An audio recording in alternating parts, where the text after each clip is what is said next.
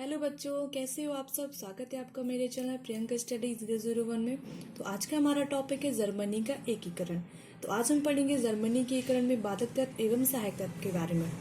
19वीं शताब्दी के आरंभ में जर्मनी भी इटली की भांति एक भौगोलिक अभिव्यक्ति मात्र था। इटली का एकीकरण में पहले वीडियो में पढ़ा चुकी, अगर आपने वो नहीं देखी तो प्लीज जाकर देखिए। तो जो जर्मनी है वो भी इटली की भांति एक भौगोलिक अभिव्यक्ति मात्र था। भौगोलिक विस्तार की दृष्टि से जर्मनी के राज्यों को 3 भागों में बांटकर देखा जा सकता है।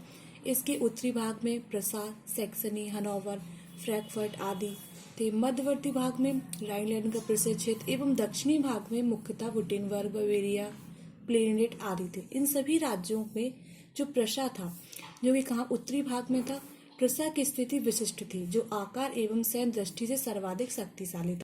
जर्मनी के एकीकरण में प्रमुख बाधक तत्व। अब हम जानेंगे जर्मनी का जब एकीकरण हो रहा था उसमें कौन कौन सी बाधाएं आई, उनके बारे में जानते हैं।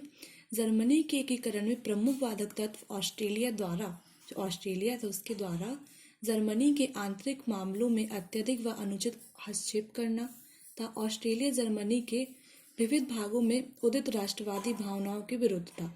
वह चाहता था कि जर्मनी में राष्ट्रीयता स्थापित ना हो। कौन चाहता? ऑस्ट्रेलिया चाहता था कि जर्मनी में राष्ट्रवादी जो भावना है वो स्थापित ना हो, और उसका स्वार्थ भी जर्मनी के बिखराव में ही था। इसके अतिरिक्त जर्मनी के विभिन्न क्षेत्रों में प्रचलित निरंकुश एवं स्वेच्छाचारी शासक किसी भी परिस्थिति में अपनी यथा स्थिति को बनाए रखना चाहते थे, क्योंकि एकीकृत जर्मनी अथवा जर्मनी में विकसित हो रही राष्ट्रवादी विचारधाराओं द्वारा उनकी वर्तमान स्थिति पर भी गंभीर संकट उत्पन्न होने की आशंका थी। इस कारण वहां के तत्कालीन छोटे छोटे शासक एकीकृत जर्मनी में किसी भी तरह की दिलचस्पी नहीं ले रहे थे। इस प्रसंग में यह कहना आवश्यक है कि प्रारंभ में तो ये सभी बाहरी राष्ट्र जर्मनी के एकीकरण के मुद्दे पर गंभीर नहीं थे, परंतु बिस्मार्क की सफल कूटनीति ने इस दिशा में महत्वपूर्ण भूमिका निभाई थी। जो बिस्मार्क ने जर्मनी की एकता को युद्ध का प्रश्न बनाकर जर्मनी के एकीकरण का महान कार्य सफल किया। किसने किया है? बिस्मार्क ने सफल किया है। जर्मनी के एकीकरण में सहायक तत्व कौन कौन से सहायक तत्व थे, अब हम उनके बारे में जानते हैं। फ्रांसीसी क्रांति एवं नेपोलियन का प्रभाव।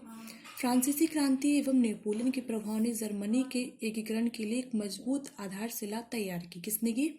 फ्रांसीसी क्रांति हुई थी, जहाँ पर नेपोलियन आया था बाद में क्रांति के बाद। उस नेपोलियन ने ही यहाँ पर आधारशिला तैयार की थी मजबूत। 1805 में नेपोलियन बोनापार्ट ने ऑस्ट्रेलिया के युद्ध में ऑस्ट्रेलिया को भीषण शिकस्त दी, और उसके पश्चात हुई प्रेसवर्ग की संधि के अनुसार जर्मनी में पवित्र रोमन सम्राट का प्रभुत्व समाप्त हो गया। इस रूप में ऑस्ट्रेलियाई वर्चस्व में कमी आई और वहां नेपोलियन के हस्तक्षेप में व्यापक वृद्धि हुई। नेपोलियन द्वारा जर्मनी में किए गए प्रशासनिक सुधारों के तहत संपूर्ण जर्मनी के छोटे छोटे राज्यों को मिलाकर कुल 39 राज्यों की स्थापना कर उसका एक संघ बनाया गया। यह संघ इतिहास में राइन संघ के नाम से प्रसिद्ध है।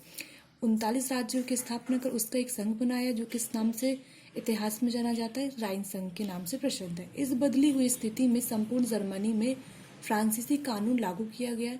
यह पहला अवसर था कि संपूर्ण जर्मनी में कानून के आधार पर एकता स्थापित की गई थी। यह कानून उदारवादी विचारों पर आधारित था, इसलिए इस कानून के प्रति विशेष विरोध नहीं हुआ, परंतु नेपोलियन द्वारा जर्मनी पर हुए जो आक्रमण के फलस्वरूप राइनलैंड का पश्चिमी भाग फ्रांस के अधीन हो गया, जिससे जर्मनी में फ्रांस के विरुद्ध प्रतिक्रिया खुलकर सामने आई थी। क्योंकि जर्मन सदैव राइन नदी को अपनी पवित्र भूमि की स्वाभाविक प्राकृतिक सीमा मानते रहे, और यही वह कारण है जिससे जर्मनवासी में राष्ट्रीयता एवं राष्ट्रवादी विचारधारा बलवती होने लगी। यद्यपि नेपोलियन की महाद्वीपीय व्यवस्था से जर्मन उद्योग व्यवसाय को तीव्र आघात पहुंचा और जर्मनी की अर्थव्यवस्था गंभीर रूप से प्रभावित हुई, लेकिन नेपोलियन के कुछ प्रयास जैसे आर्थिक दृष्टिकोण से जर्मनी में गिल्ड प्रणाली को समाप्त कर मुक्त वाणिज्य नीति का प्रचार एवं प्रसार विभाजित जर्मनी के 39 राज्यों को एक संघ के रूप में स्थापित में सफल स्वरूप जर्मन वासियों में एकता का एहसास करवाना, उनमें एकीकृत जर्मनी का स्वप्न पालना महत्वपूर्ण साबित हुआ। औद्योगिक विकास। जोलवेरन की स्थापना। प्रसा जैसे जर्मन राज्य के नेतृत्व में जोलवेरन अर्थात चुंगी संघ की स्थापना ने जर्मनी के आर्थिक एकीकरण में महत्वपूर्ण भूमिका निभाई। इस व्यवस्था के तहत सदस्य राज्यों के मध्य आपस में बिना चुंगी करों का भुगतान किए निर्बाध रूप से माल का आयात निर्यात होने लगा। इस व्यवस्था से आंतरिक व्यापार को काफी बढ़ावा मिला और 1834 तक जर्मनी के लगभग सभी प्रमुख राज्य जॉलवेरिन की सदस्यता ग्रहण कर चुके थे। अतः आर्थिक आधार पर जर्मनी के एकीकरण ने इसके राजनीतिक एकीकरण को एक प्रगतिशील आयाम प्रदान किया, चूंकि जॉलवेरिन का नेतृत्व प्रसा कर रहा था। अतः राजनीतिक एकीकरण की भूमिका प्रसा के नेतृत्व में ही तैयार होने लगी। इसी आर्थिक संघ के आधार पर प्रसा जर्मन राज्यों के नेता के रूप में सामने आया। तो जो सहायक तत्व रहे वो जॉलवेरिन की स्थापना के कारण भी जर्मनी का जो एकीकरण है उसमें सहायक हुई। दूसरा है एकीकरण में कोयला और लोहे की भूमिका। तो ये भी देख लेते हैं। जर्मनी के एकीकरण के संबंध में एक तरीके से औद्योगिक विकास, आर्थिक, कोयला और लोहे की भूमिका ने भी राजनीतिक एकता की पृष्ठभूमि तैयार की है। प्रसा के नेतृत्व में आर्थिक संघ जॉलवेरिन अस्तित्व में आ चुका था, जिसने जर्मनी की राजनीति को प्रोत्साहित किया था। औद्योगिक क्रांति ने इस व्यवस्था को पर्याप्त बढ़ावा मिला, चूंकि प्रसा के जो क्षेत्रों में कोयला, लोहे के जो प्रचुर भंडार थे वे जॉलवेरिन के नेतृत्वकर्ता के रूप में भी उभरा था। अतः वहां नए नए उद्योग धंधे एवं रेल मार्गों के निर्माण को पर्याप्त प्रोत्साहन मिला। सूती वस्त्र उद्योग का भी कायाकल्प हो ही रहा था। इस समय उद्योग विकास में रेलवे ने भी पर्याप्त निर्णायक भूमिका निभाई है। बड़ी मात्रा में रेलवे लाइन का विस्तार हुआ। जर्मनी के प्रत्येक प्रमुख शहरों को रेलों के द्वारा जोड़ दिया गया। कि जर्मनी के जो क्षेत्र थे, शहरों के क्षेत्र थे, उनको कैसे जोड़ दिया? रेलों के द्वारा जोड़ दिया गया। फलतः जर्मनी में भौगोलिक एकता की भावना को बल दिया मिला और जो आवागमन में तीव्रता आई, आने जाने की भी क्या हुई, उसमें ज़्यादा तीव्रता बढ़ी। व्यापार के विकास हेतु आदर्श स्थिति बनी।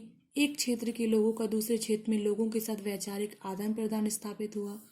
राइन क्षेत्र की कोयले एवं लोहे की खदानों के अधिकाधिक प्रयोग से जर्मनी की तत्कालीन व्यवस्था में नवीन आयाम जुड़ गए। पर्याप्त औद्योगिक उन्नति के फलस्वरूप राजनीति क्षेत्र में भी एक नवीन युग का आगाज हुआ।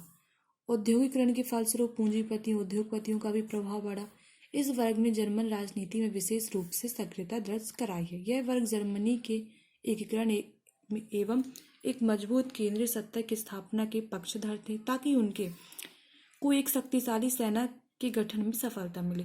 औद्योगिकरण में जो आवश्यक तत्व था वह विशेष रूप से कच्चे उपनिवेशों की होड़ में यथासंभव स्थान बनाने में सफल हो सकता था।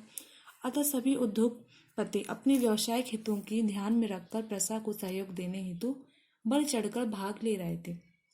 यह प्रवृत्ति इतनी स्पष्ट थी कि जर्मनी के एकीकरण के एक महान पक्ष के रूप में कोयले एवं लोहे पर विकसित हुए औद्योगिकरण को रेखांकित किया जाता है। तो बिस्मार्क एवं जर्मनी का एकीकरण में जो रक्त एवं लोहे की नीति है, जो हम नेक्स्ट वीडियो में पढ़ेंगे। अगर आपको आज की मेरी वीडियो पसंद आई हो तो लाइक, शेयर, सब्सक्राइब करें। Thank you.